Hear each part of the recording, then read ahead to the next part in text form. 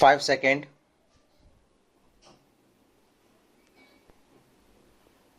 Start. Farmers are Annadata.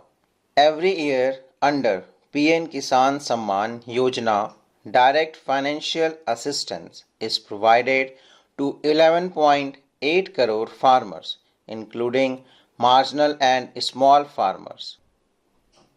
Crop insurance is given to 4 crore farmers under PM Fasal Bima Yojana. These, besides several other programs, are assisting Annadata in producing food for the country and the world.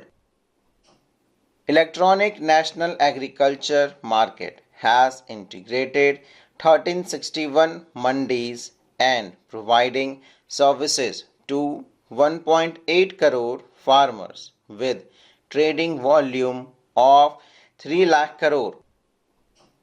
The sector is poised for inclusive, balanced, higher growth and productivity. These are facilitated from farmer-centric policies, income support, coverage of risks through price and insurance support, promotion of technologies and innovation through startups. Our prosperity depends on adequately equipping and empowering the youth. The National Education Policy 2020 is ushering in transformational reforms. PM School for Rising India, PM Shri, are delivering quality teaching and nurturing holistic and well-rounded individual.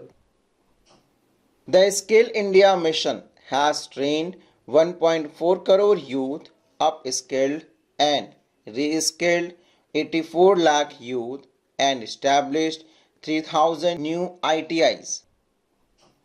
A large number of new institutions of higher learning, namely 7 IITs, 16 IIITs, 7 IIMs, 15 AIIMS and 390 universities have been set up. PM Mudra Yojana has sanctioned 43 crore loans aggregating to 22.5 lakh crore for entrepreneurial aspirations of our youth. Besides that, Fund of Funds, Startup India and Startup Credit Guarantee schemes are assisting our youth. They are also becoming Rozgar Data. The India is proud of our youth scaling new heights in sports. The highest ever medal tally in Asian Games and Asian Para Games in 2023 reflects a high confidence level. The empowerment of women through entrepreneurship, ease of living and dignity for them has gained momentum in these 10 years. 30 crore Mudra Yojana loan have been given to women entrepreneurs. Female enrollment and higher education has gone up by 28% in 10 years. In STEM courses, girls and women constitute 43% of enrollment, one of the highest in the world. All these measures are getting reflected in the increasing participation of women in workforce.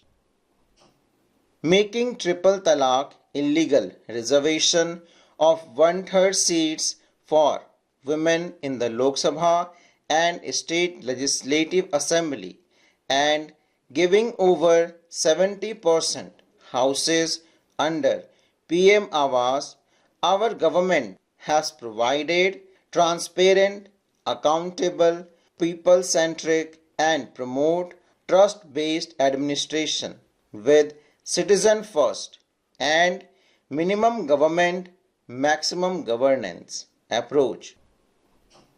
Yojana in rural area of women as sole or joint owners have enhanced their dignity. Besides delivering on high growth in terms of gross domestic product, and government is equally focused on a more comprehensive GDP, that is governance development and performance. The impact of all-round development is discernible in all sectors. There is macroeconomic stability, including in the external sector. Investments are robust. The economy is doing well. People are living better and earning better with even greater aspiration for the future. Average real income of the people has increased by 50%. Inflation is moderate. People are getting empowered, equipped, and enabled to pursue their aspirations. There is effective and timely delivery of programs and of large projects. The multi-pronged economic management over the past 10 years has complemented people-centric, inclusive development. All forms of infrastructure, physical, digital, or social, are being built in record time.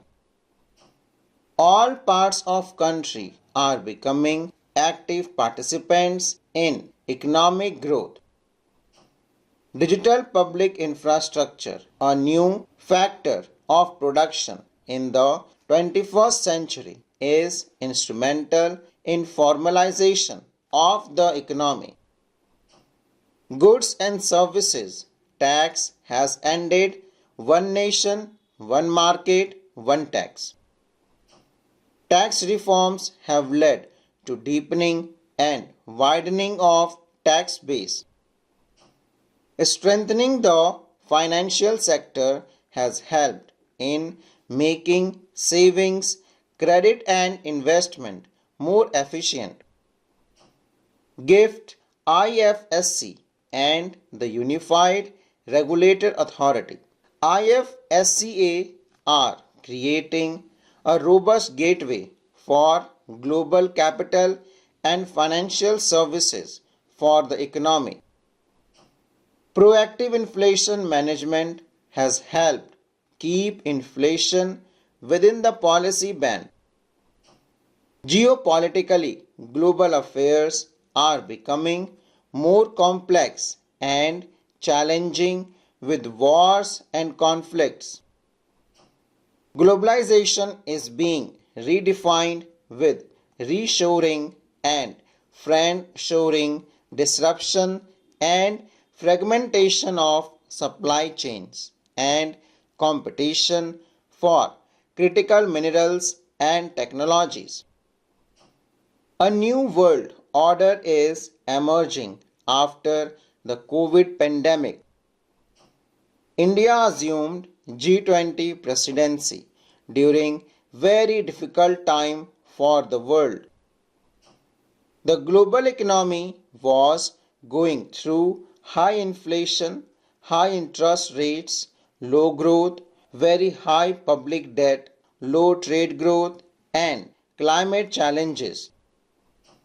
The pandemic had led to crisis of food, fertilizer, fuel, and finances for the world, while India successfully navigated its way. The country showed the way forward and built consensus on solutions for those global problems. The recently announced India Middle East Europe Economic Corridor is a strategic and economic game changer for India and others. In the word of Honorable Prime Minister, The corridor will become the basic of world trade for hundreds of years to come, and history will remember that this corridor was initiated on Indian soil, full stop.